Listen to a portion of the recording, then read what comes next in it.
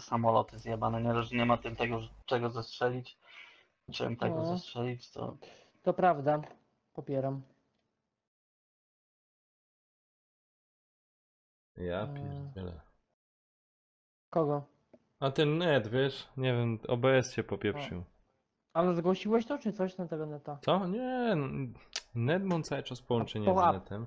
Tylko OBS nie wysyłał, wiesz? No chyba, że wina OBS-a. No. Dobra, i tak to będzie trzeba usunąć i tak. Kurwa mać, rozpierdolę te konsole, chuj. Ktoś chce konsolę? Ja To chcę. za okno do mnie. Ja chcę. To to ja za- Nie, miałem nie miał już dobra, będzie to idę. postawić. Idę łapać. Czekaj, ja był pierwszy. O, Przyjeżdżaj pod Warszawę. Chyba, że slimkę, bo slimki nie mam. Nie, ja mam tylko tą matową fatkę. A ciekawe, Najlepszą. ciekawe co w plusie dadzą na listopad. Ja wiem. No, też ostatnio. Jak Jutro okaże się, powinno że być mam... podane chyba. Jak się okaże, że mam tą grę, to od razu ją wystawiam na Allegro. No, to za dobre.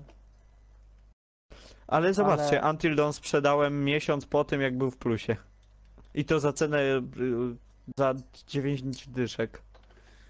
No, No to ci się udało. to nieźle kogoś naciągnąłeś. Kurwa. Ale trailer kuwa z tego Far Cry'a fajnie wygląda. No, Far Cry spoko. Ale Detroit mega mi leży, naprawdę. Kurwa, to będzie genialna gra. Dobra, Rudy ma małego i chuj. Jebać